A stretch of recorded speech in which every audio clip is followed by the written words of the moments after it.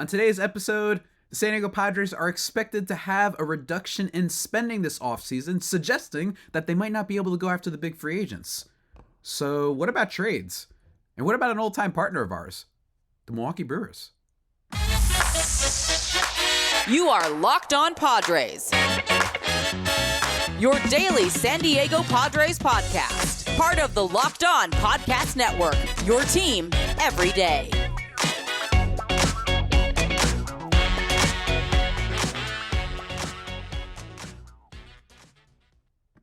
Greetings, ladies and gentlemen, and welcome to another edition of the Locked On Padres podcast, which is part of the Locked On Podcast Network, your team every day for Thursday, November 16th. As always, I am your host with sometimes, occasionally, but certainly not always the most, Javier Reyes. You can find me on Twitter at Javipeno, Javiipeno, or at LO_Padres, or the YouTube, Locked On Padres on YouTube, where you can see, I forgot to set them up before recording, my buddies Pac-Man and Tatis.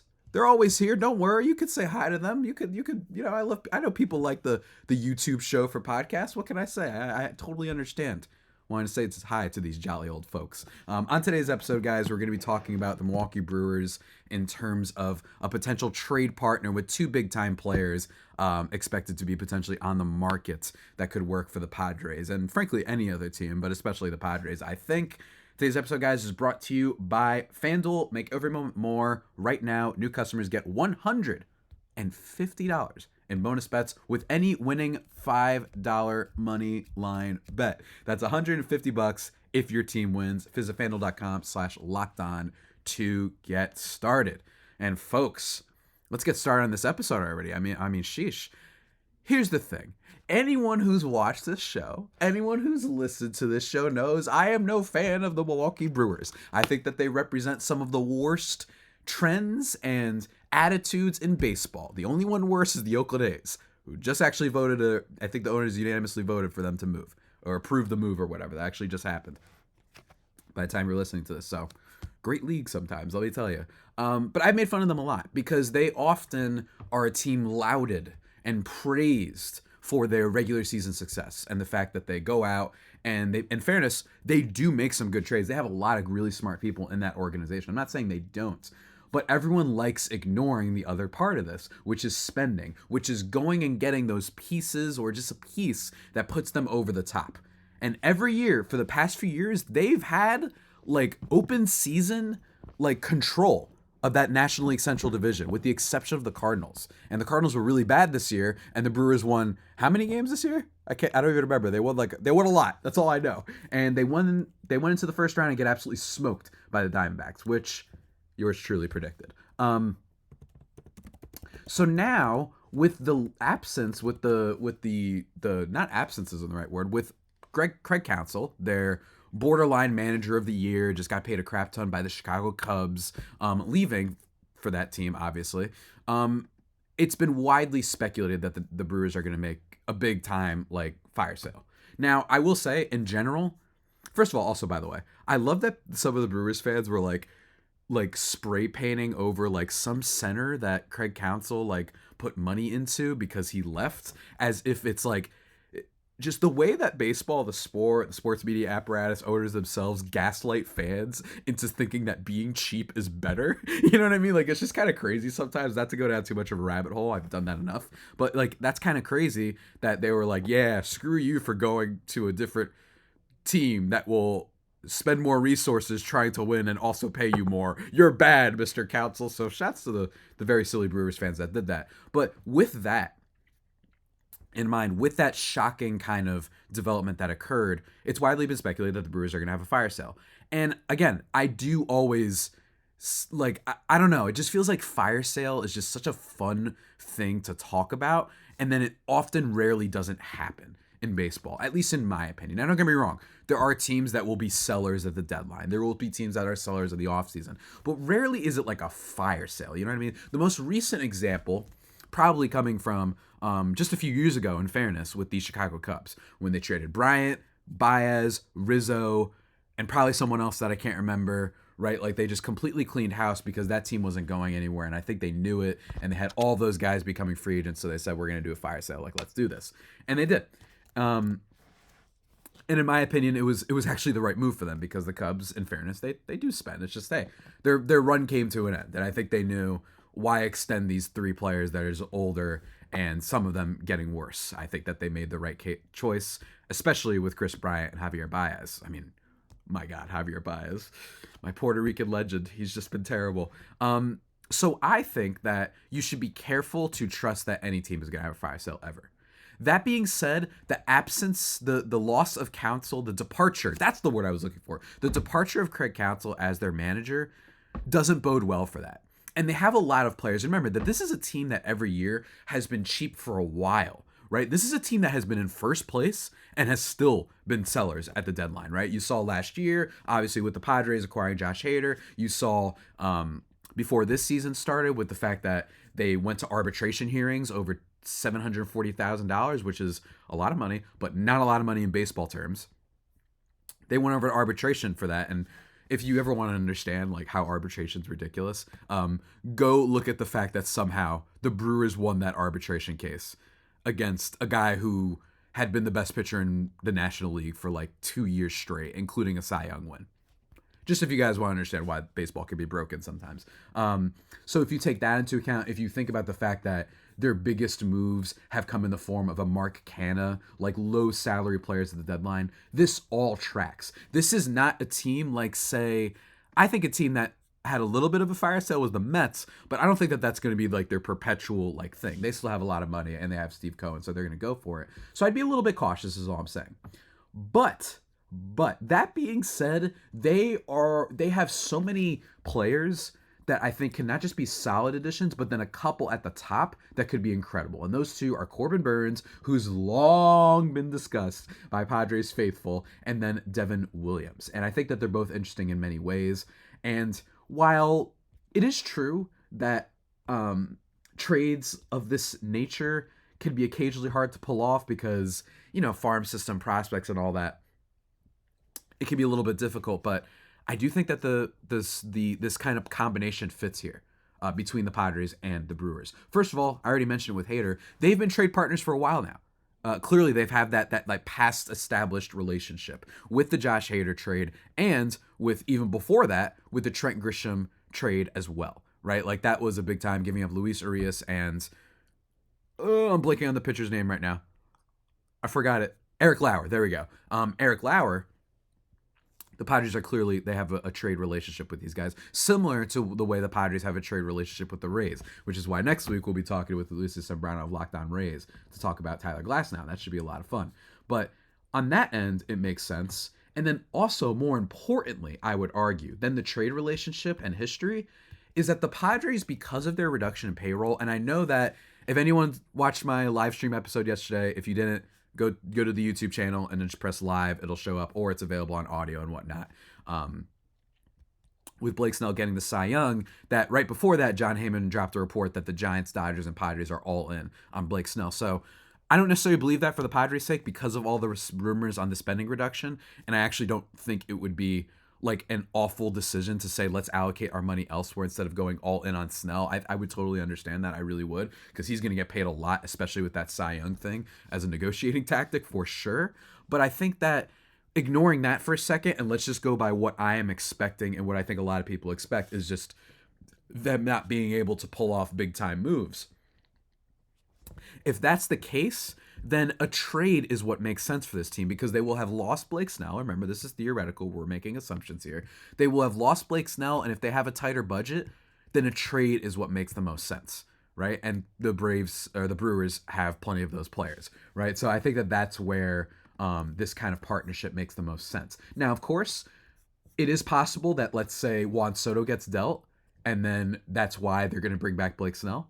Right? Like they could bring back Blake Snell and they know that Soto, they don't have to worry about his arbitration numbers, probably going to be in the 30 million range or something like that next year. So I could totally get that too. But let's just assume the Padres are on a little bit of a budget, and that's why the Brewers make sense, because Corbin Burnes or Devin Williams not getting paid all that much next year, at least in the context of things. And they're not for long-term deals, right? It's not like they're trading for I don't know, name a long-term. Robbie Ray. You know what I mean? Like Robbie Ray, decent pitcher, I think, but he's got a long-term deal getting him some money every year, especially because he just won that Cy Young Award. So Snell's probably going to get paid even more than him, by the way. But we're going to talk about those two guys specifically and what I think about potentially trading for them in just a second, everybody. But first, we have to talk about our friends over at FanDuel. You love them. You know how it is. It's betting season, ladies and gentlemen. If you want to get the ball rolling, let me tell you, if you want to get the ball rolling early for tonight's game between the Bengals and Ravens, they've got you covered. It is the official sportsbook partner and America's #1 sportsbook for the NFL, ladies and gentlemen. And right now, new customers get $150 in bonus bets with any winning $5 moneyline bet. That's $150 if your team wins. Just as simple as that, man. You a Bengals fan, you're a Ravens fan, hey, that's what you could do tonight. You believe in the Lamar Jackson bounce back? He's been a little bit weird in the fourth quarter lately. You believe in the fact that Joe Burrow ain't going to let his team fall below 500? You could do that too. Personally, I lean a little towards the Bengals, personally. I don't know. I just got a feeling about it. But anyway, the app is easy to use as well, which is fantastic. And not just the money line bets. You could also do spreads, player props. You want to pick Jamar Chase touchdowns or T. Higgins catches or Zay Flowers and Mark Andrews. You know, all those guys. You could do that as well. Over-unders. There's probably some fun prop bets that are weird as well. They always get a little bit funky over there as well if you just want to do like under 50 yards rushing for Joe Mixon. Whatever you want to do, they've got you covered. So visit FanDuel.com/lockedon and kick off your NFL season of betting. FanDuel, official partner of the NFL.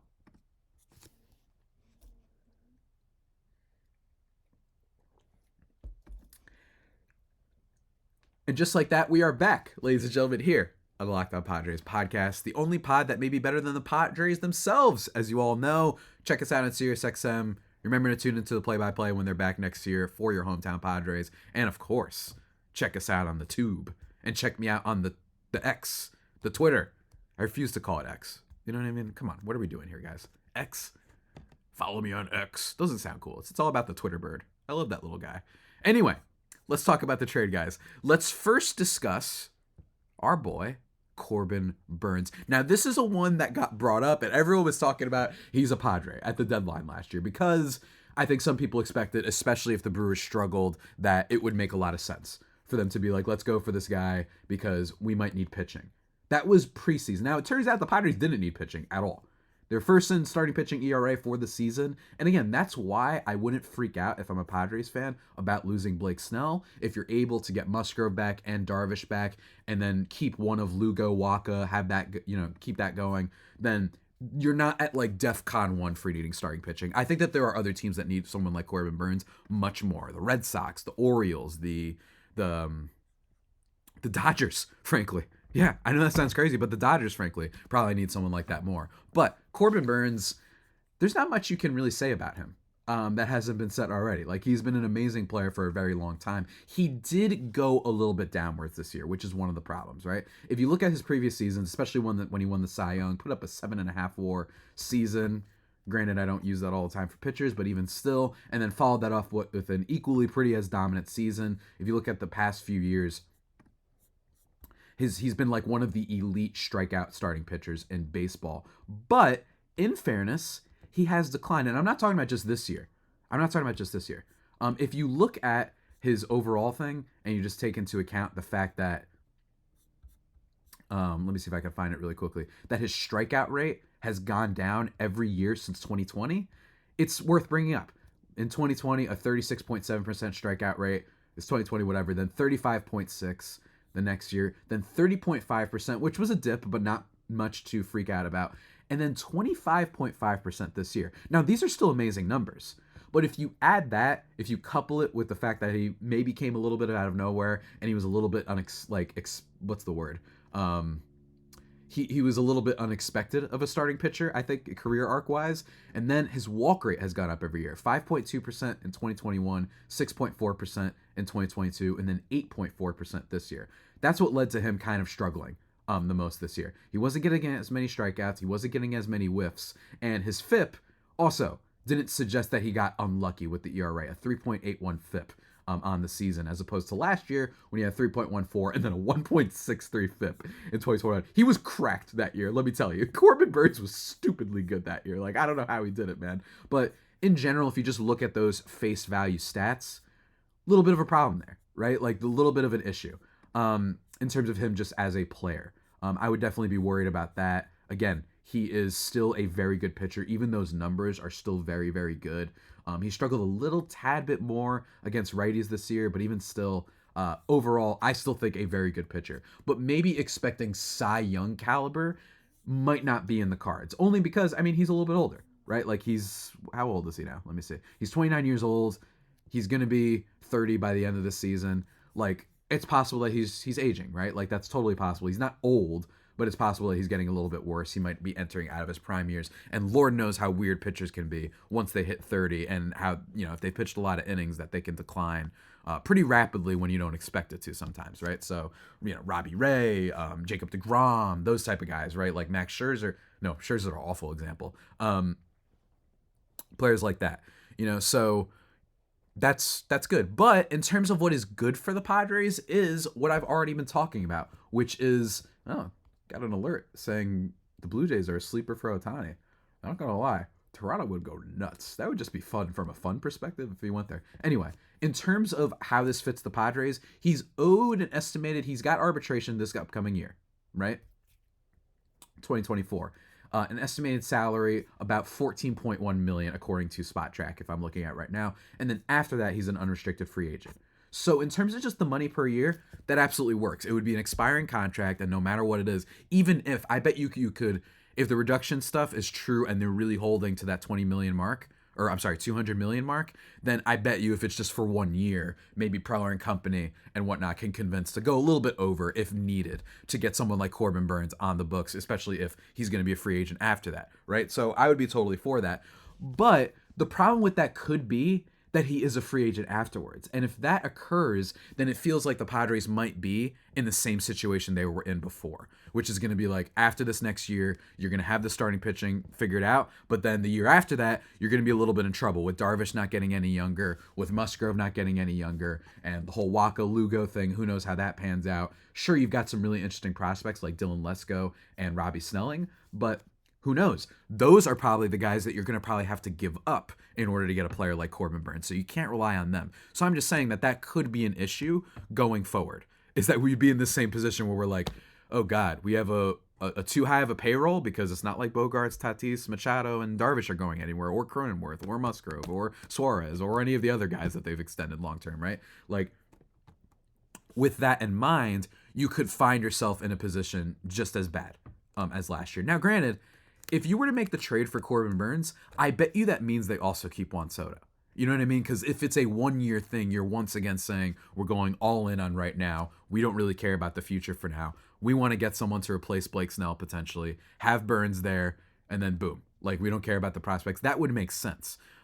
If they trade Juan Soto, then it almost makes less sense to go for Corbin Burnes. And I'm assuming the latter option, because just based on what I've heard, based on industry kind of scuttle, it seems a little bit more likely that he's going to be traded. A little bit. Guys, don't yell at me. It's just from what I've heard behind the scenes. I'm not saying it's final. I'm not John Heyman. You know what I mean? I'm not trying to lie to you or anything like that, but I lead more towards he will be traded. If that happens, then a Corbin Burnes trade, to me, wouldn't make much sense, because he's a free agent after this year. If you're trying to save money, I just wouldn't understand that. So with all those reasons, he would be a fit if you were going for it this year. I think that's what it depends on, right? Are they going all in on this year, or do they want to be a little bit more balanced, step back, find out the roster, and figure out the rest later, and be a little bit excited about their many, many prospects? They have a really good farm system now, the San Diego Padres. I already mentioned Lesko and Robbie Snelling. You've also got Merrill. You've also got Ethan Salas. You've also got guys like Graham Pauley, who Aram Layton was really high on when he talked about prospects last week. All sorts of guys to be excited about. So don't fear if they go the direction of, we can still compete now while also having a little bit more balanced of a roster for the future. I'd be a little bit more in favor of that option personally. And the other thing, though, I will say, if you're worried, oh, Javi, but like, I also think I'm worried about Corey Burns' numbers. Ruben Niebla is a king. And if anyone can make it that he'll at least stay just as good as he was last year, or just as good as he was the year before, then Ruben Niebla can do it. He's had a lot of success. I mean, you saw what Waka did this year. Lugo, Musgrove, Snell, right? He's done really well with starting pitchers as of late. I think Padres pitching coaching, and especially Niebla, deserve a lot of credit. But it's for all those reasons why I don't necessarily know if Corbin Burnes is the number one target. I just think it depends on what they're doing, right? If they're trading Soto, which I think is more likely, I don't see why you go for Burnes. Then you should just be saving the rest of those prospects and going out and signing a reclamation project, which is a little bit harsh of a term, but you get what I mean, for a, Frankie Montas, Luis Severino type of guy to maybe fill in your 5 spot, and then they could blow up. And before you laugh, remember, they kind of did that with Lugo and Waka this year, and it ended up working out. So don't underestimate the cheap options that are available on the starting pitching market this year if the Padres decide to go that direction. They already have the stars. Maybe they need a little bit more depth. So I wouldn't hate that. But there's another option that I think would cost a bit less and be infinitely more exciting in some ways, because we might be losing Josh Hader. So what about that other guy? The airbender, Devin Williams. We're going to talk about him in just a second, guys. But first, a few words from our sponsors.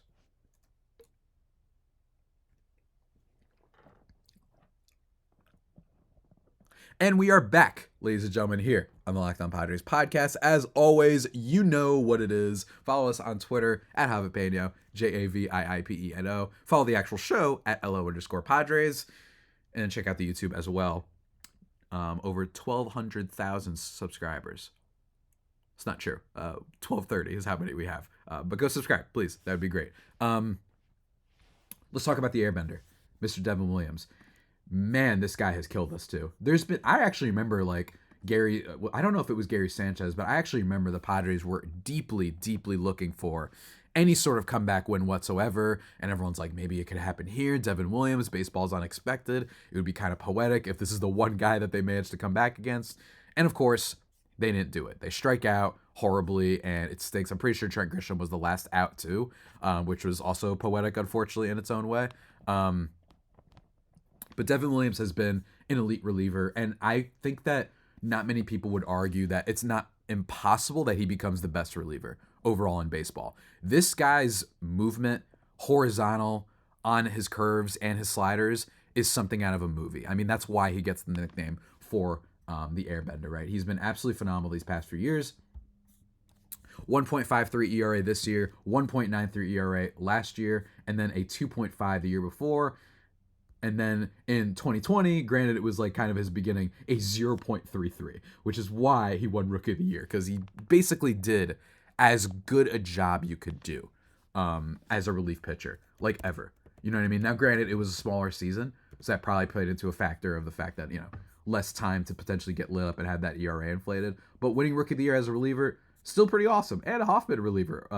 The Trevor Hoffman National League Reliever of the Year award as well. So there's a connection there.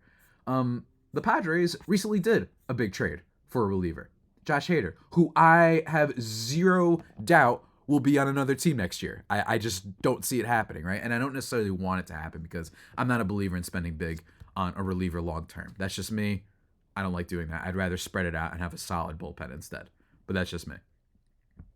Although it is friggin' tempting sometimes, let me tell you. If you know you're going to get Josh Hader for 4 years, that is pretty tempting. But even if you look at expected stats, expected ERA every year below 3, I mean, you guys know who he is. He's amazing. He's fantastic.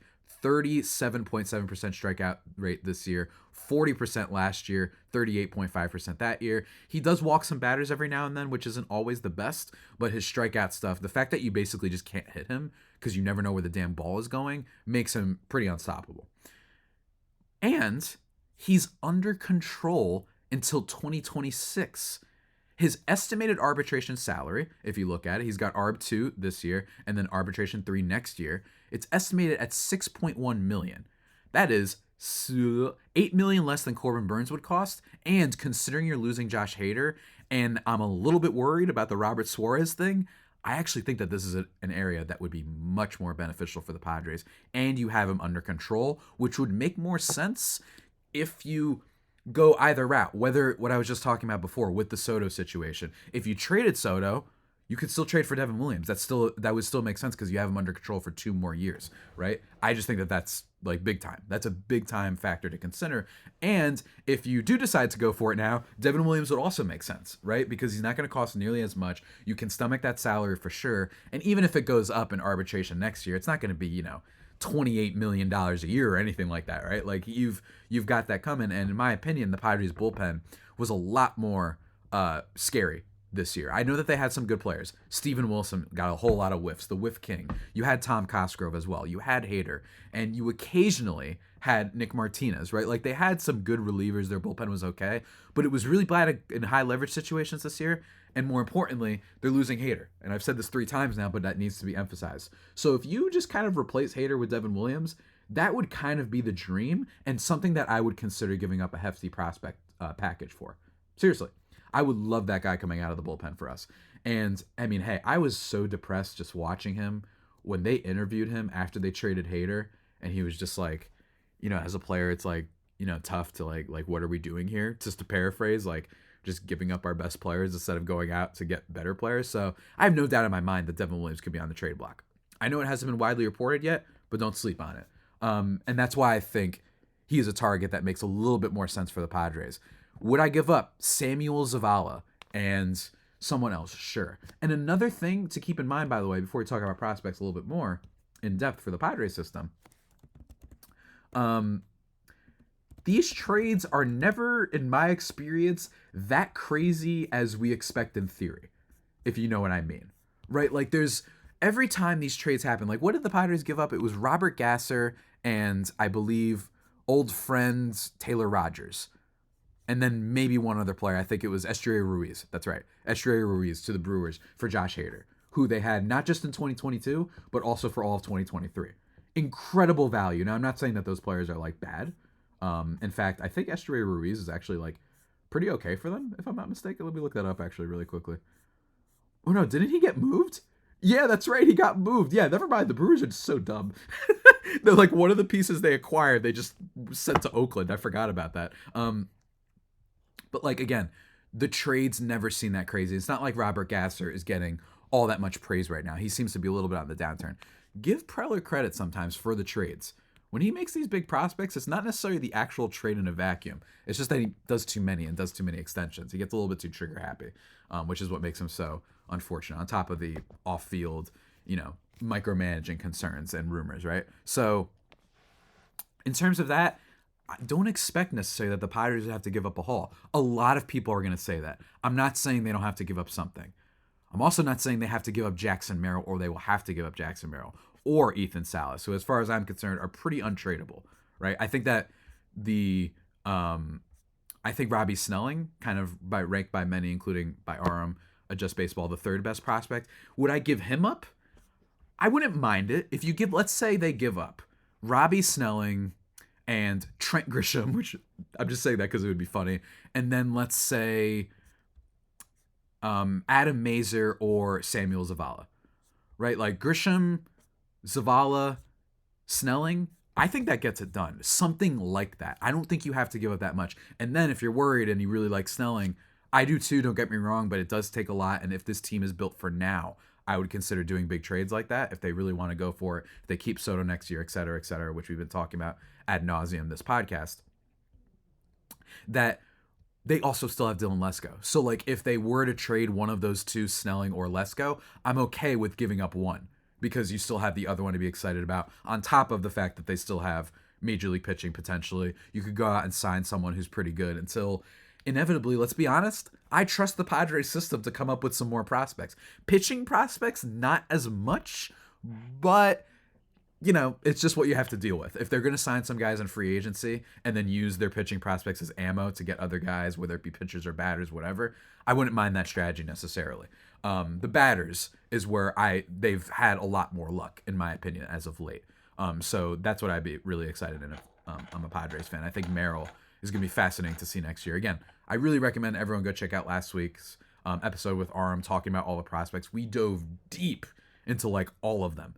Seriously, Grant Pauly was a big one as well. Like that was a big time one, and I'm convinced I don't want to give up that guy. So again, I think that these options both make sense, but I like Devin Williams a little bit more because of the control, because it wouldn't put them back in square one when it comes to starting pitching after this year, and it would make sense more whether or not they trade Soto. I know that sounds a little bit Galaxy brain the way I've described it, but I think Williams makes sense no matter if you trade Soto or don't trade him.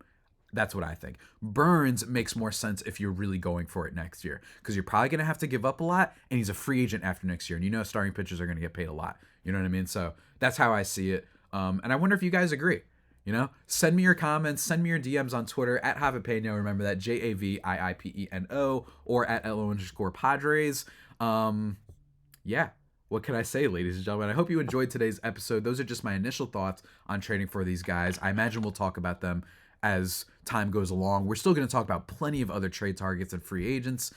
Don't worry. And with that all being said, everybody, that about does it for today's edition of the Locked On Padres podcast, the only pod that may be better than the Padres themselves. Remember, subscribe everywhere. I've said this 100 times. You know where to check it out. Also, look forward to tomorrow's episode. We're going to be talking about some of the manager candidates that have been rumored, who I like, who I don't like, etc., etc. And then next week, Ulysses Sembrano, Locked On Rays, crossover special. That should be a lot of fun. Talking more about other future players as well. I got y'all. Don't worry. Oh, well, Javi, like, I want something, what about Thanksgiving? Don't worry. You want to be eating your stuffing? You know what I mean? I might even do a fun Thanksgiving themed episode next week. Who knows? I don't know. We'll figure it out. Guys.